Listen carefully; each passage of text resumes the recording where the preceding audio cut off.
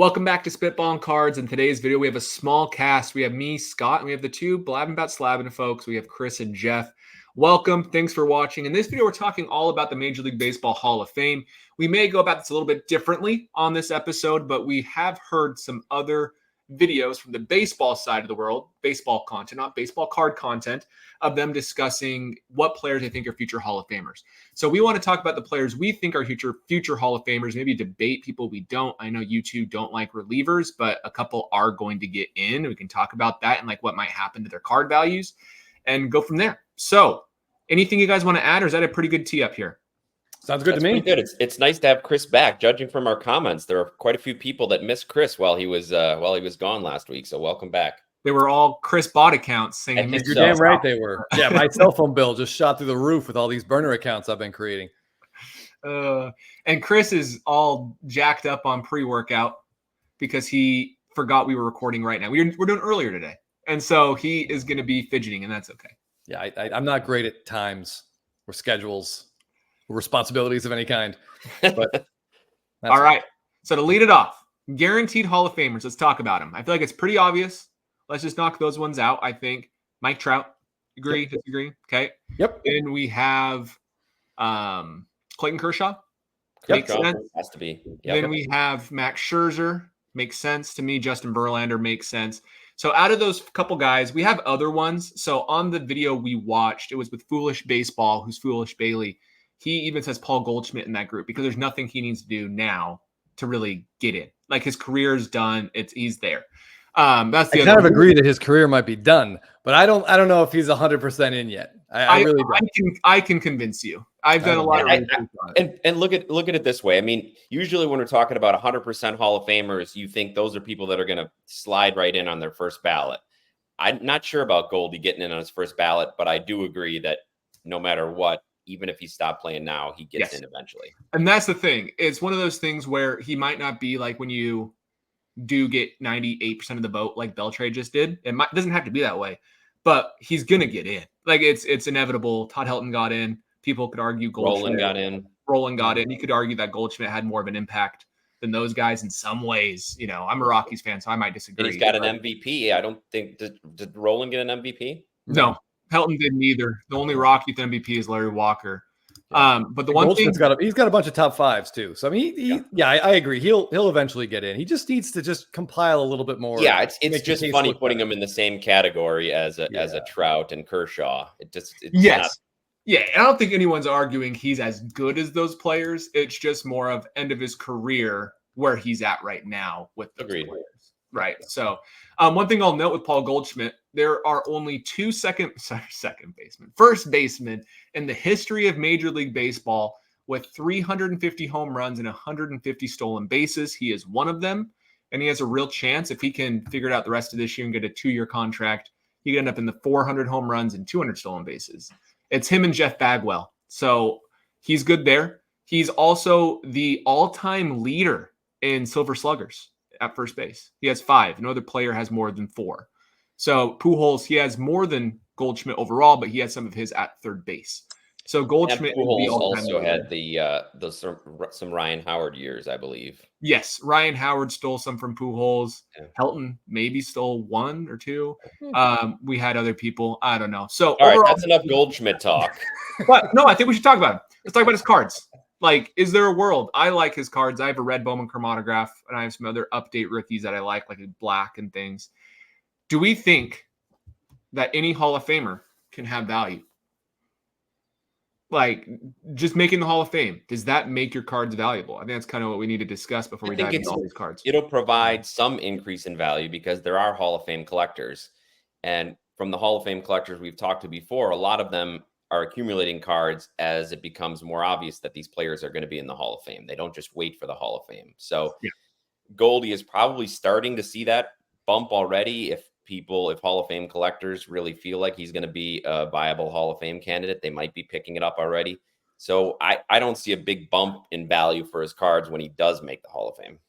I agree with you. So you and I at one point talked about like the predictability and can cards bump up at specific predictable times and stuff. I think there probably is something there, but it's not when they get into the Hall of Fame. It's before. It's the buildup, right? Chase Utley's probably going through it right now as people are like, oh man, he's going to be the next guy that might get in, even though, he's one of those guys no one really thought was a Hall of Famer till now. Yeah, But usually the last call for that bump is the announcement of the Hall of Fame when they get announced. But Helton's bump is over. His cards are dropping. Yeah. So there's something there, which is intriguing.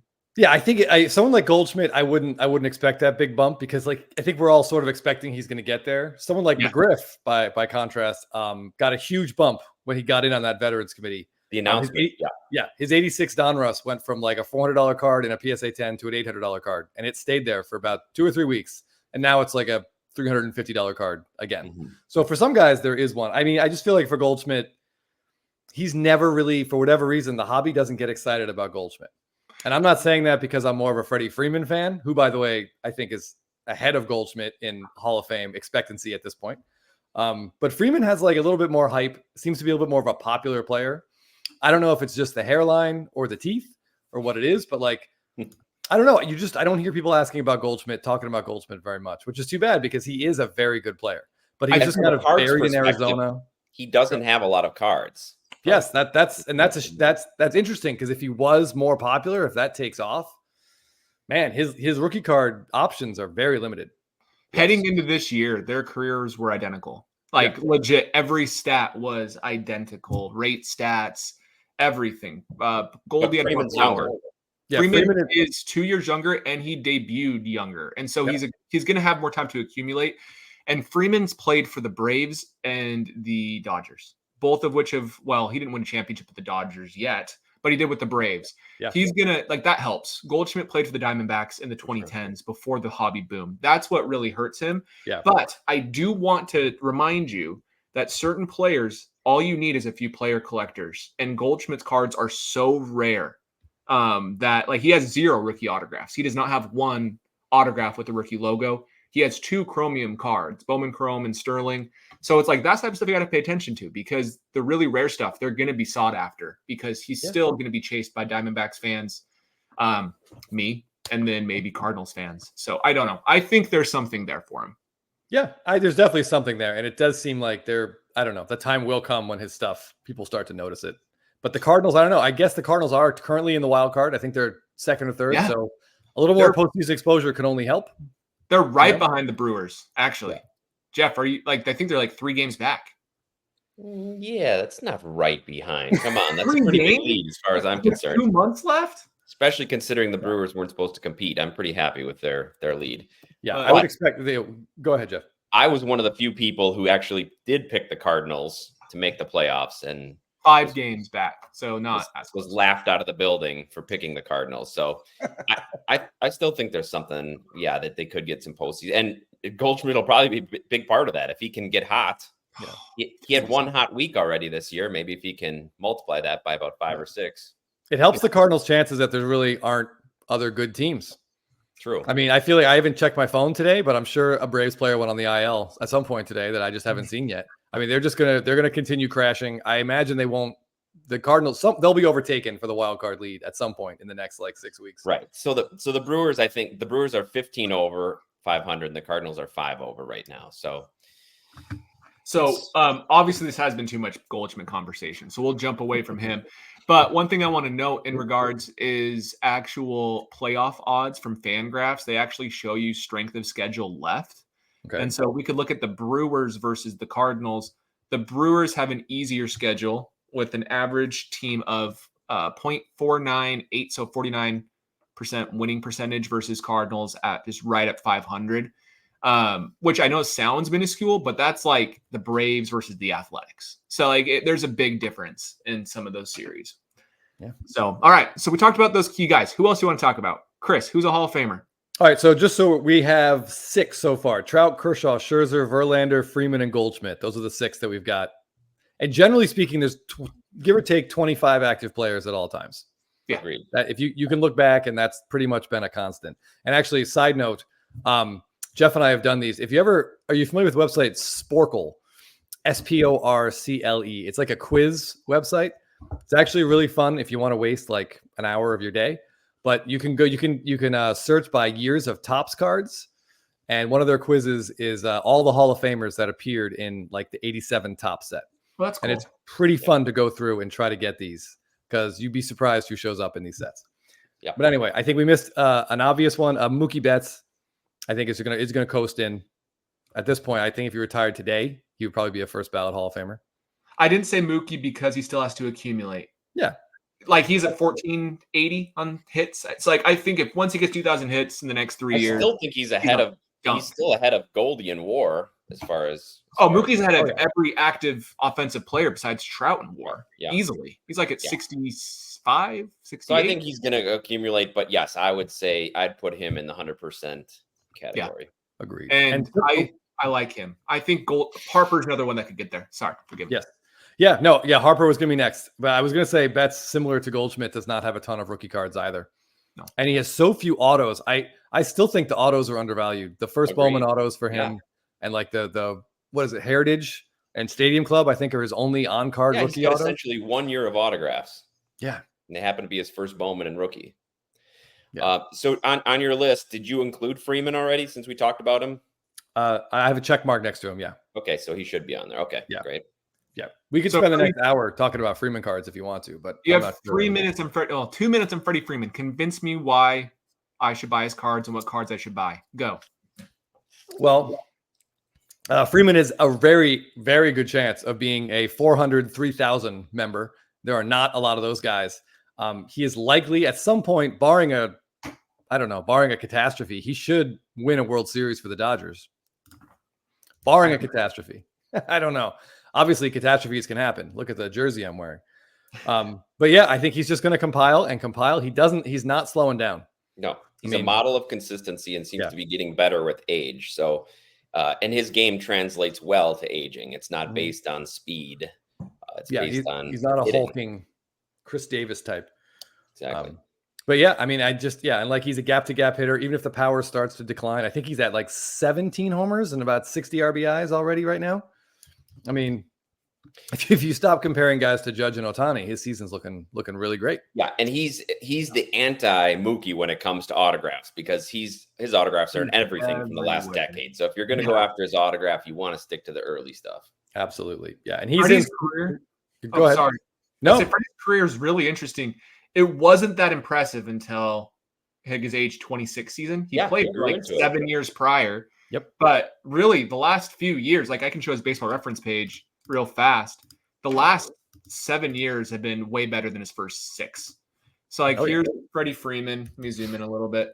You can see like almost all of his all-stars from 28 on, and he's just been a model of consistency and been way better, even according to almost every metric. And even MVP voting, right? He has a couple of those high MVP finishes. He had one early in his career, which was amazing, top 5. Yeah. How do we view his MVP in 2020? People always clown on the Dodgers World Series. Is Freeman's MVP a clown? MVP? I wouldn't clown on that World Series either. I mean, I don't personally, but I don't know if I'm in the minority or not by saying it's legitimate or not. No, I don't. I think it's legitimate. I think it's all legitimate. Yeah, I will say though, I know people hate the Dodgers because they can spend all that money. So the hate's probably, I get it, totally get it. And I think that World Series is legitimate. I mean, I think 12 teams made the playoffs that year. It was a huge field. There maybe was even 14. Anyway, I will say, had the Yankees won that World Series, I would 100% be giving all my Yankee fans crap about that for sure. Which is fair. But I want to show this. This is cool for Freeman. Yes. Black ink. Average Hall of Famer 27, he's at 26. That means he led the league in something. Gray ink, meaning he was in the top 10 of a specific offensive category. He's at 187, average is 144. Yep. Hall of Fame monitor, he's 130, average is 100. Hall of Fame statistics, he's slightly under. He will get those accumulation stats soon. That's what will push him over on that, like 2,500 hits or 400 home runs, and then he'll be easily in. So everything says he's really comparable to Eddie Murray. That's who they say he is Eddie Murray. And it makes total sense if you look at Eddie Murray's stats. So pretty unique. Bryce Harper, I think he's going to be in, and I think his cards are going to be collected. Harper's intriguing because he's actually had quite a few injuries in his career. He's kind of dealing with injuries all the time, the way he plays. And his accumulated like WAR and stuff isn't that impressive, which is intriguing.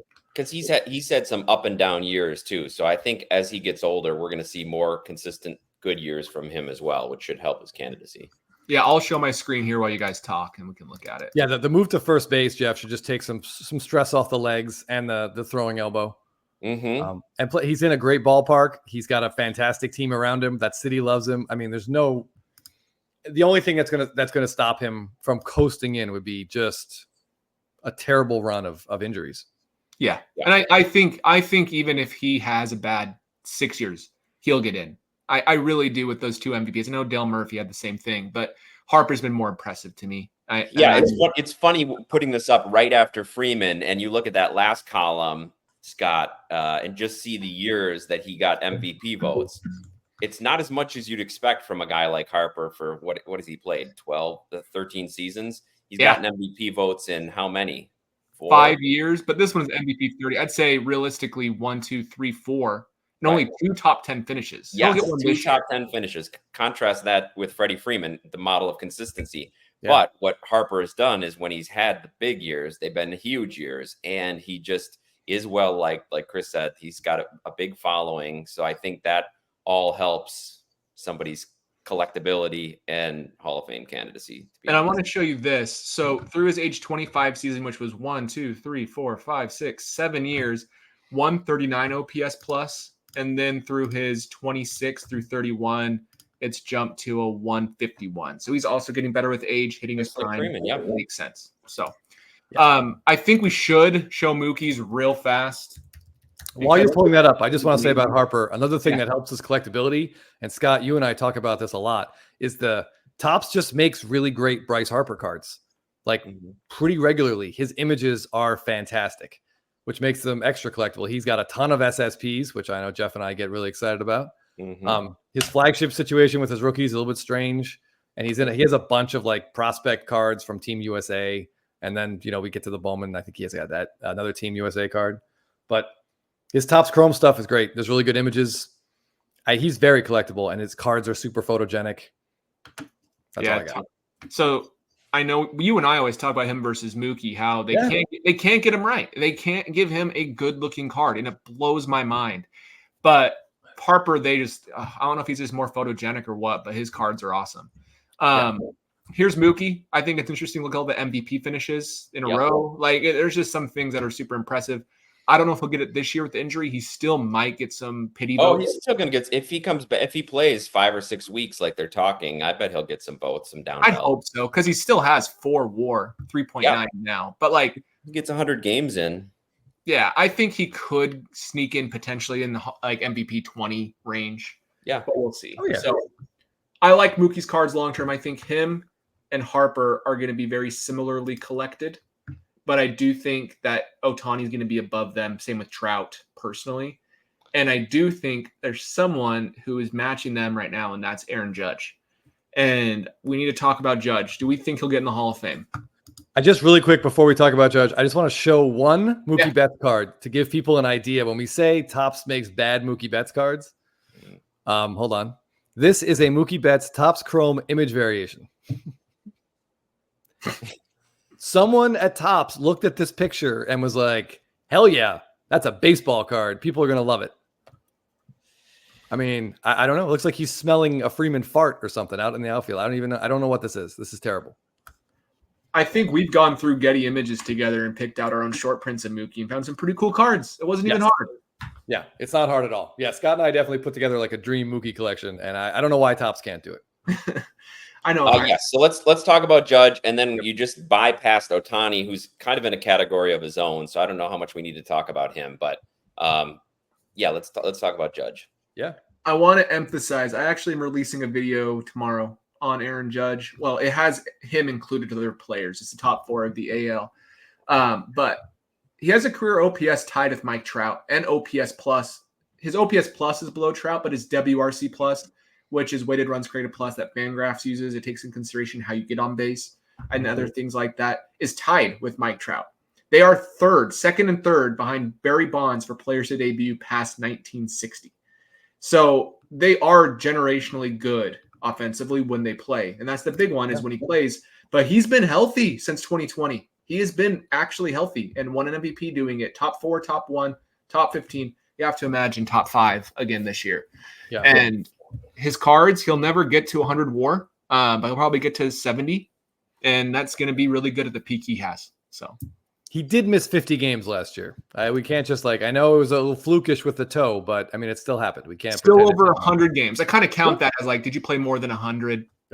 That's what Mike Trout has done to us all. That's a pretty low bar for staying healthy, saying you played 100 games. I would say coming into this season, no. But seeing that he's been able to stay healthy and put up another monster season, now I'm in the yes camp. I feel like he doesn't need to do that much more than this.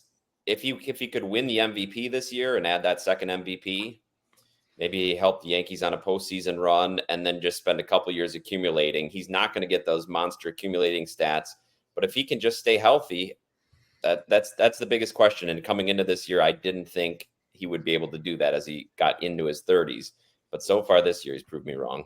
Yeah, I feel like there's a shift kind of in some ways happening towards the Hall of Fame voting where peak is becoming more important than longevity. And Judge's best seasons are absolutely incredible seasons. And I have noticed the Yankees they're taking a little bit of care of him of late. He's been DHing more, playing right field. They're letting Grisham play center, which I think is a fantastic idea to keep Judge on the field. But yeah, I mean, what we're seeing is pretty historic. I mean, it baffles me that they pitch to him at all. I feel like Soto you have to go after because Judge is behind him. Behind Judge is Verdugo. I will underhand a ball to Verdugo before I throw Judge a strike if I'm the other team's pitcher. It doesn't make any sense. Yeah, yesterday they were playing the Rays and they were down 4-6. 2 innings ago, Judge had a 3-run home run. 4-6. First base was open with someone on second, and they pitched to him. It paid off. He flew out, but I'm like, man. So he hasn't really been. I know people say he hasn't been clutch. His playoff stats are really bad. He's not been good in the playoffs at all. But I think he'll have some big moments soon. I really do. I mean, those playoff sample sizes are really, really small. And I know he was terrible against the Astros. But I mean, the Astros had a really good pitching staff and won the World Series. I mean, to have 4 bad games against the Astros pitching, it's not. I'm not going to bash anyone for that. Yeah, he's a monster. He's an absolute monster. And his cards are very expensive. Mm-hmm. So expensive. They're ridiculous right now. Yeah, like they're more expensive than Mookie. I would guess. I haven't looked at their Bowman Chrome autos. I think they're more expensive than like Harper.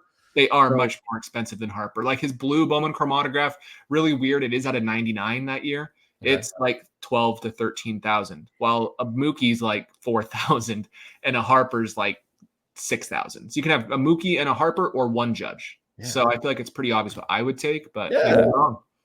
So like I like Judge, but I mean, do you guys think Judge is a buy, or do we think these prices are artificially high, or will they stay that high because of the monster home run numbers and the fact that he plays for the Yankees? Yeah, we've talked about a little bit on our show, Chris, and here that he seems to have a built-in floor because of all those things you mentioned.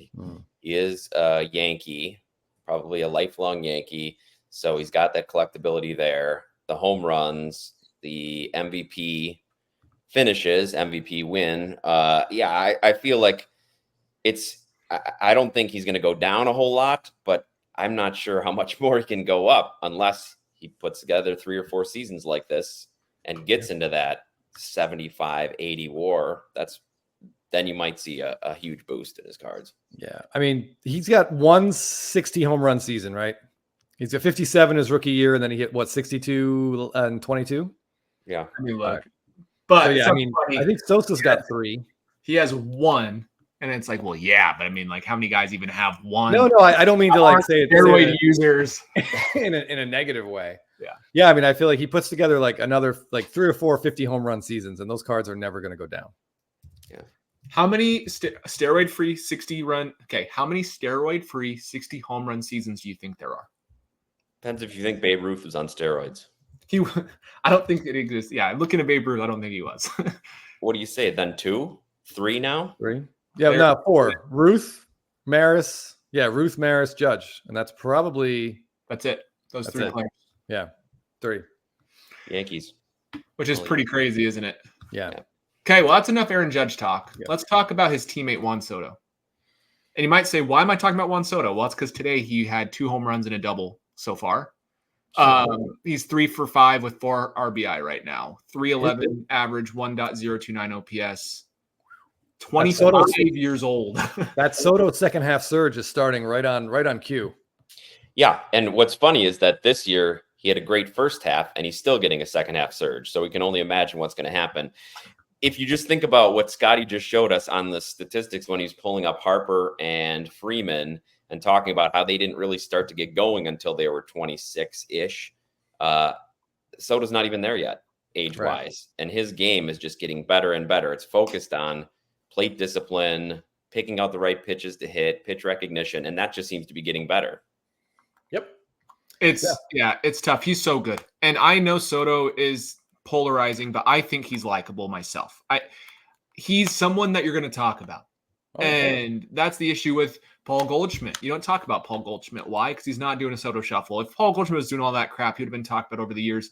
That's why Joey Votto was talked about, because he did a lot of goofy stuff. And he was good too, of course. Don't get me wrong. But I think that does help his cards. He's 25 and does not turn 26 until the middle of October. So it's not like he's a old 25. He's a young 25. And let me show you a graph. You guys can talk about him and pull a graph up. While you're pulling that up, I just want to make a point, and Scotty and I talked a little bit about this off air, but one of the things that Soto has right now card-wise is that he's a little bit in limbo. And I've talked to a couple Yankee fans, and they're just holding off on buying his cards because they want to know if he's going to be there long-term. So I feel like if and when he does sign there long-term, then we'll start to get upper movement in his cards, and we'll start to see some of that similar floor built in as Judge already has. There's just a little trepidation for people looking to buy him, especially amongst Yankees fans, if he's just going to be there 1 year and gone. So I think that's an issue with his cards right now. Yeah, I totally agree, Jeff. I don't think there's a player whose free agency will more affect his cards than Juan Soto. I think a lot of people, everyone knows he's great, and we know he's young, and we know he's going to put up huge numbers. But if he stays in New York, it stays with the Yankees, his cards are going to be incredible. Every Yankee fan is going to want them. As soon as he signs that deal, there should be a massive uptick. Agreed. But if he doesn't sign that deal and Steve Cohen throws $500 million at him and he goes and plays for the Mets, I think I've said it before. His collectability, I think, takes just a massive hit. It takes a hit, and I think it would take a while. It would take the Mets to become relevant again in order for his cards to get a boost, even if he's individually excellent. Yeah, if he can stay there, will he and Judge sign in like Heritage Dual Autos? He and Judge being teammates for the next 7 years.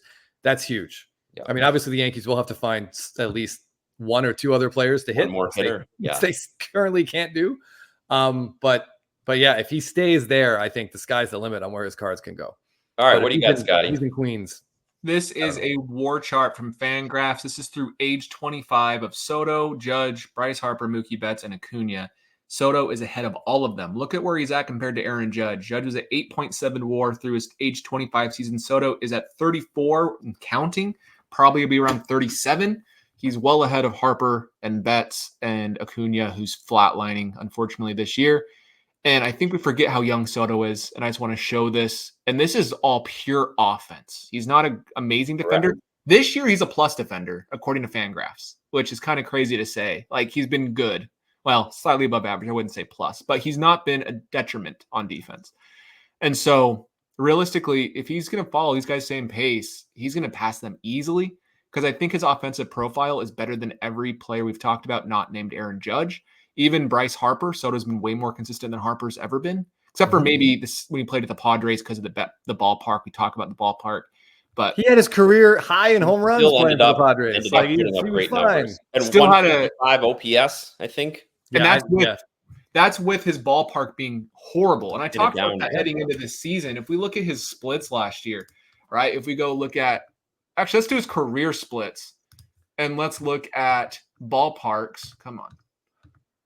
If we scroll down, we can sort by ballpark OPS, and you will see that, where is it? Petco had an 807 OPS, which is by far the lowest for a place more than 30 games played. And it just shows how he couldn't see the ball there, which is so weird with baseball. And even look at Nats Park was only halfway up, so he wasn't getting a lot of good home cooking wherever he played. But you know what's really high up? Where's Yankee Stadium right here? 1.010. Could settle in there. Yeah, I think if you could do splits for Yankee Stadium, righties versus lefties, you're going to see a further bump for lefties there. But yeah, I mean, it also, I think that's really interesting. So many people that we talk to talk about how Soto stunk in San Diego, but like that just people don't pay attention to San Diego. Yeah, they just don't. So I mean, now he's in New York. I don't know. As much as I don't root for the Yankees, I do hope he stays. I do hope he stays there because he's really fun to watch and he seems really comfortable there. Yeah, But and the fans love him. The fans love him for now.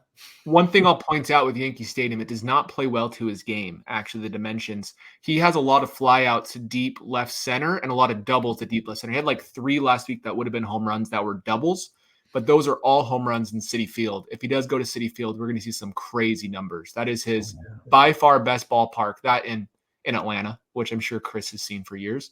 But Citi Field is where he by far has his best performance. I think we should really hope he goes to Cincinnati because everyone's best stadium is Cincinnati. But am I seeing Oakland at the top of that list? 3 games.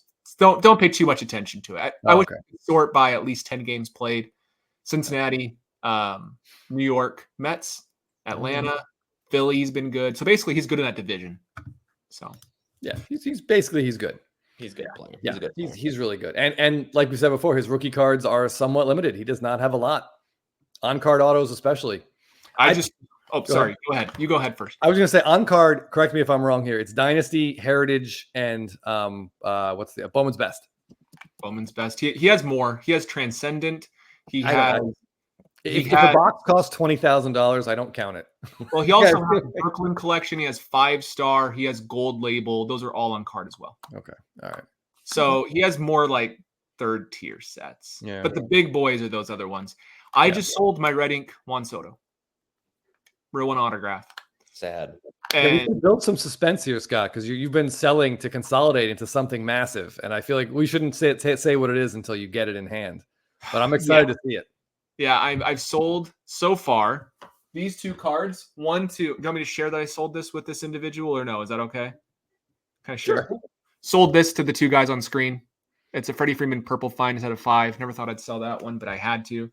Yeah, and he was basically Scotty's a cocaine dealer and he's just like, hey, Chris and Jeff, do you want more Freeman? Freeman? What? Freeman? Yeah, just eyes go blank. Yes. Then I sold this Mookie Betts gold chrome. I won't say why I sold that to. They asked me not to share, but I'm saving up plus that Soto red ink, and I still don't have enough money to pay for the card yet. So it's a big one, but it'll be fun to get. Oh, yeah. Hopefully it's not a mistake. Okay, let's talk. You don't think so? You think I did okay on it? I think you did. You did okay. I don't think there are 2 safer players out there to be purchased. Yeah. Okay. What about Acuna? Okay. How are we feeling about Acuna? All right. Before we talk about Acuna, I have to emotionally prepare myself. I feel like let's just quickly. There's some other veterans that I think are in a really good place. Read the Hall of Fame. Ohtani, great. Yeah, Ohtani for sure. I think Ohtani could probably get in right now. I agree. Just based on what he's done. But I'm talking about guys like Machado, Arenado. Votto is going to be really interesting. And there's other players whose names don't end in O. But Altuve, Jose Ramirez, and Lindor. I would say those 6 players are all in a kind of a just about there or on a nice trajectory. I feel like we could debate Lindor a little bit because people would disagree with that one. And I think Jose Ramirez and Altuve need a bigger conversation too. The other ones I think everybody would be okay with. But let's save those 3. Okay. But let's do Acuna first. I know Acuna had one of the best seasons we've ever seen last year, quite literally. But outside of that last year, he's not had any monster seasons. And now he's had his he's had big seasons, but not like 8, 9 WARs. He just hasn't. It's always been about potential. But he's had some really bad years. Like when he came back from his ACL the first time, that was a tough year in 2022 before 2023. This year was going bad. Then he tears his ACL. What do we think is going to happen? Is he Eric Davis, or can he be someone who ages as a really great slugger and finds like a Bryce Harper type offensive peak? I don't know what he's going to be. I don't know. I wouldn't even include him in this conversation. He just has not played enough. He's had 1 full season in the last 5, and just saying that, like, it hurts. It really, really hurts. I was talking to my wife about this, despite her begging me to stop talking about it. There's another reality where, like, in 2021, Acuna was leading. He would have been, if the season ended when he got hurt, he would have been the unanimous MVP. Like, he was way out in front. He got hurt. Harper ended up winning with a season that wasn't incredible for a team that didn't make the playoffs. I'd say Soto's season was even better than Harper personally, but keep going.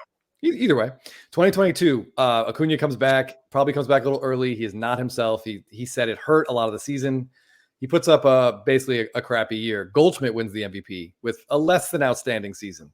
Then we get Acuna in 2023, fully healthy, goes 40-70, does things we've never seen before. So in my mind, I feel like there's like an where he entered 2024 as a 3-time National League MVP, and he's going for 4 in a row. But unfortunately, that world doesn't really exist outside of my brain. So I couldn't even include him.